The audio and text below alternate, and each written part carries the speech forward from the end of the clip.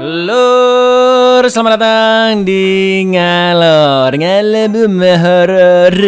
Ya apa kabar lur? Saya keluarga setanah air kabeh. Ya balik mana ambil aku Icang pesulap ungu neon seperti biasa sesuai beberapa requestan dari kalian. Kali ini kita akan ngalor film bergenre survival drama yang berjudul The Road tahun 2009.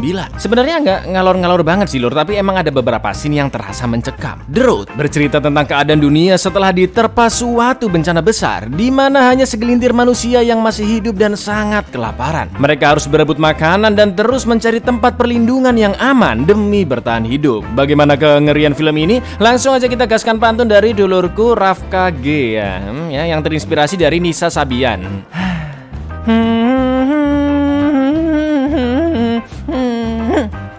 Sabar.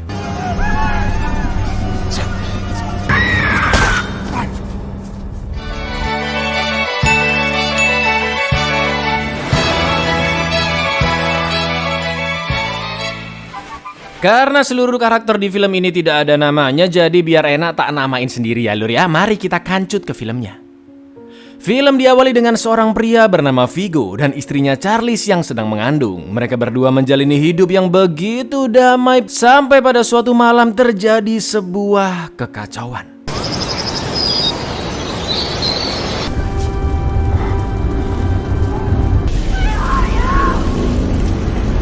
Ternyata itu hanyalah mimpi masa lalu Vigo dan terlihat di masa sekarang bumi yang sudah hancur dan hanya segelintir manusia yang masih hidup. Sekarang Vigo sedang beristirahat bersama anaknya yang sudah besar, yaitu Cody, di dalam suatu gua yang sangat gelap. Dan inilah sebuah jalan.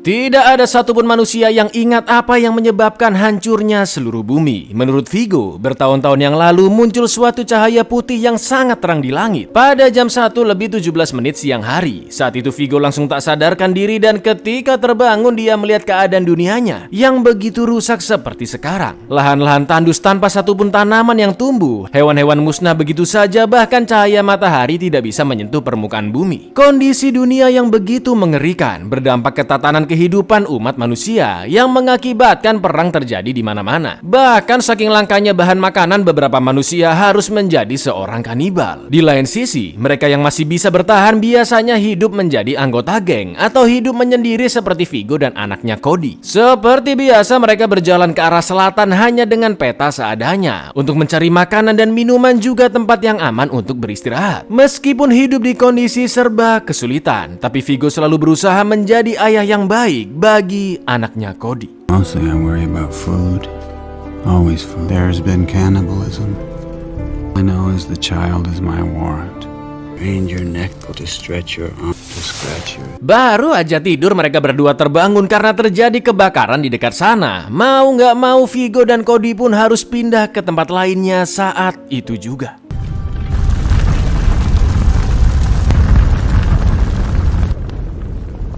Karena masih belum menemukan makanan dan mereka melihat 3 orang yang tewas gantung diri karena tidak kuat menjalani hidup, Vigo pun memberitahu tutorial bundir ke anaknya dengan 2 peluru yang tersisa di pistolnya. Kalau suatu saat nanti mereka harus terpaksa melakukan hal tersebut. Lalu scene pun flashback ketika Charlize masih hidup dan harus melahirkan Cody dengan rasa sakit yang luar biasa saat kekacauan di dunia belum lama terjadi.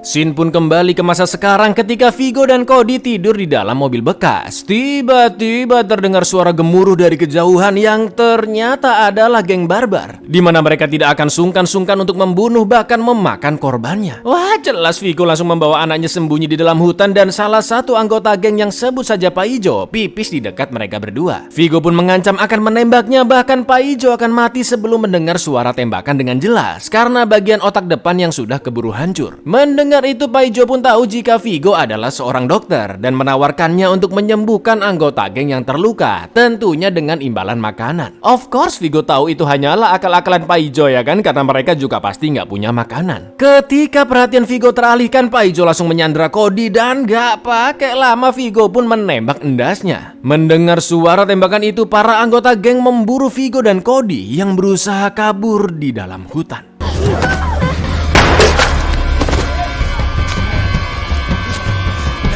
Alhamdulillahnya mereka berdua berhasil lolos dan Vigo terus menenangkan anaknya yang masih syok dengan kejadian barusan. Setelah geng barbar pergi dari sana, Vigo pun kembali ke mobil bekas untuk mengambil barang-barang mereka. Dan terlihat sisa-sisa potongan tubuh Pak Ijo yang habis dikunyah oleh geng barbar tersebut.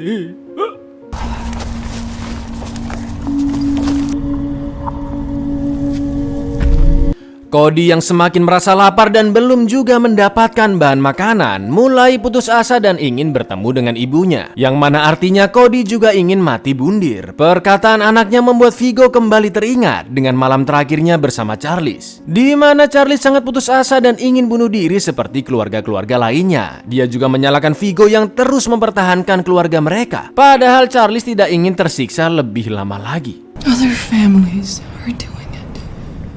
I want to just survive. We will survive this. We are.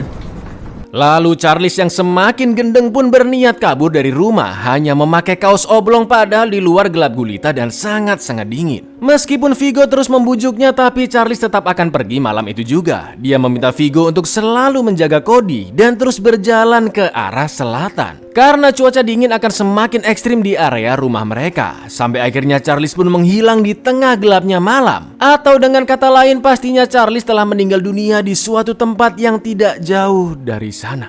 Keep him warm and you go south.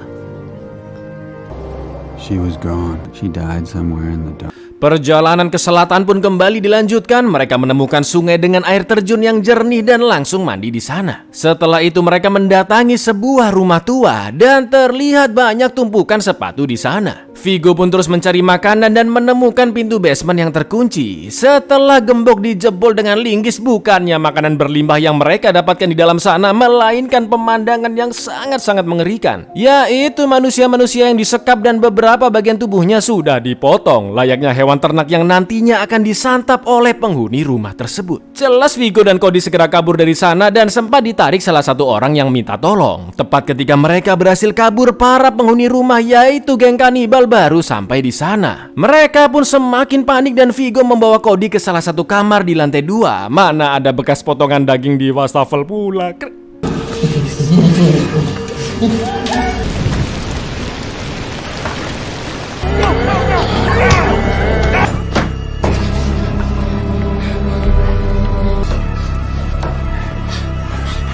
Karena sudah terjebak dan tidak mau menjadi menu makan malam geng kanibal, dengan terpaksa Vigo berencana menembak mati anaknya sendiri. Tapi untungnya tiba-tiba pintu basement yang tadi tidak terkunci berhasil didobrak oleh orang-orang di basement. Kericuhan pun terjadi dan di kesempatan itulah mereka berdua langsung kabur dari sana.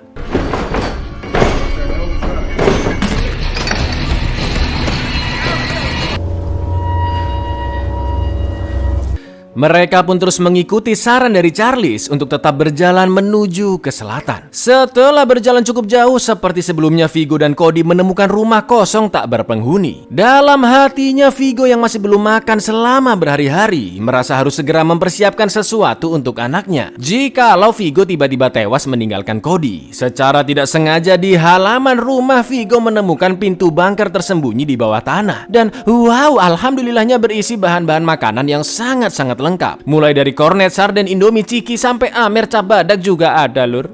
Betapa bahagianya mereka karena setelah sekian lama akhirnya bisa makan enak. Bahkan bisa tinggal di sana dengan aman dan juga nyaman. Thank you, people.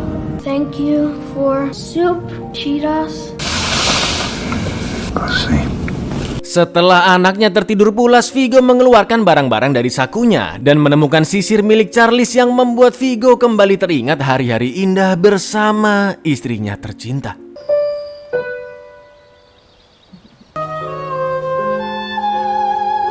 Bukan hanya tinggal di dalam bunker, tapi mereka juga menggunakan ruangan-ruangan di dalam rumah. Mulai dari mandi, masak indomie, sampai cukur rambut juga di sana. Itu tulang punggung sama rusuknya sampai kelihatan lor, miris banget sih sumpah. Lalu di suatu malam, tiba-tiba terdengar suara gemuruh yang membuat Vigo paranoid dan berniat pindah dari tempat itu karena merasa tidak aman. Vigo pun membawa perlengkapan secukupnya dan mereka pun akhirnya pergi dari bunker di keesokan paginya. It is a dog. Help me with someone. Belum jauh berjalan mereka bertemu dengan pria tua bernama Eli yang kelaparan dan hampir buta. Karena kasihan dengannya, Cody pun memberikan Eli makanan dan ngode-ngode ke ayahnya supaya menolong pria tua itu. Yang akhirnya Eli pun diajak makan malam bersama karena tidak terlihat mencurigakan. Setelah Cody terlelap, Vigo dan Eli pun ngobrol ngalor ngidul tentang kehidupan sampai larut malam. Eli juga berterima kasih kepada Cody karena sudah memberinya makanan. I saw that boy. I thought I'd die as an angel. Setelah berpisah dengan Eli, mereka berdua pun kembali meneruskan perjalanan. Tapi di tengah jalan terlihat banyak tengkorak manusia ditumpuk dan ditusuk, juga bercak-bercak darah di salju. Tak lama kemudian muncullah seorang wanita dan anaknya yang dikejar-kejar oleh sekawanan manusia kanibal. Jelas Vigo dan Cody tidak bisa menolongnya dan langsung kabur dari sana.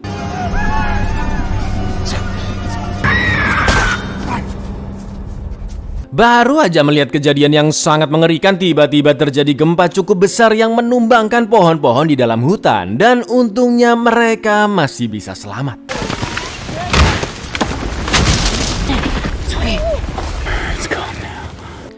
Malam itu mereka pun beristirahat di sebuah gereja kosong. Dan saat paginya terlihat Vigo yang kondisinya semakin melemah sampai batuk darah. Mereka pun terus melanjutkan perjalanan dan akhirnya tiba di pantai selatan. Cody yang baru lahir setelah bencana kehancuran bumi pun bingung kenapa laut tidak berwarna biru seperti di peta dan apa yang ada di seberang lautan. Lalu mereka berdua pun menghabiskan malam dengan berkemah di pantai dan terlihat Cody yang muntah karena terkena demam cukup tinggi. Keesokan paginya Vigo mencari barang-barang ke kapal karam di dekat pantai. Dan ketika ayahnya pergi, tiba-tiba seorang pria misterius datang merampas seluruh barang bawaan mereka ketika Cody masih tertidur lelap.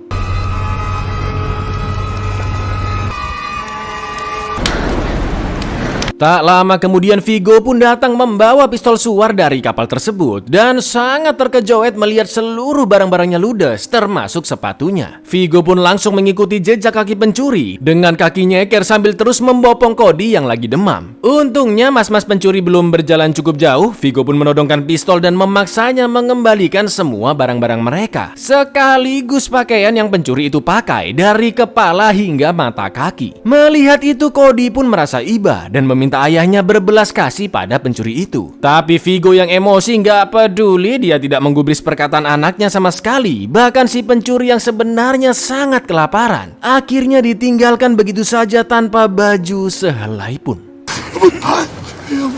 I'm gonna leave you to me. You ain't gotta do me like this. Help me pull the car. Pull the car! Vigo melakukan itu bukan tanpa sebab. Dia hanya ingin anaknya bisa mandiri karena tidak selamanya Vigo akan menjaga Cody. Mereka pun sempat bertengkar karena Cody hanya ingin sedikit membantu pencuri tadi atau dia bisa mati kelaparan dan kedinginan. Hati Vigo pun akhirnya luluh dan mereka kembali ke tempat pencuri itu. Tapi sayangnya si pencuri sudah pergi. Mereka pun akhirnya meninggalkan baju-baju miliknya juga beberapa makanan di dekat sana. Di tengah derasnya hujan mereka terus membawa gerobak dan sampailah ke sebuah reruntuhan kota. Lalu tiba-tiba muncul panah yang ditembakkan dari salah satu jendela rumah. Vigo sempat bersembunyi di balik gerobaknya namun sayang kakinya terkena panah. Gak pakai babi bu, Vigo pun membalas dengan menembakkan pistol suarnya dan mengejar pemanah tersebut ke dalam rumah. Ternyata mereka adalah sepasang suami istri yang mengira Vigo dan Cody telah mengikuti mereka. Sang istri pun hanya bisa menangis karena suaminya telah tewas terkena tembakan.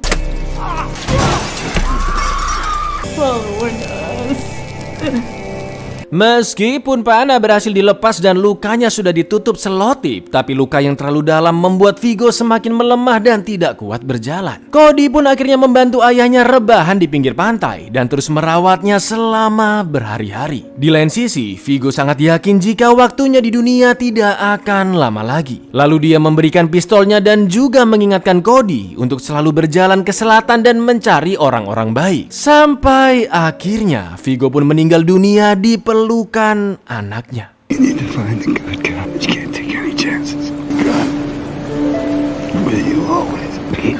Just keep going south.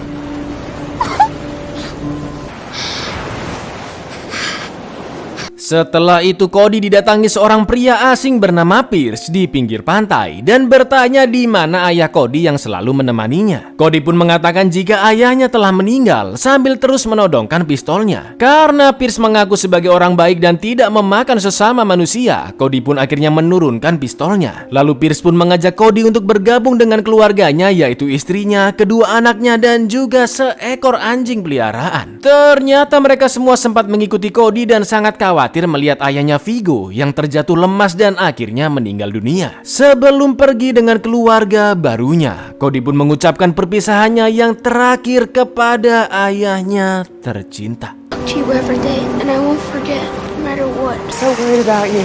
Now we don't have to worry about them. We saw you with your papa.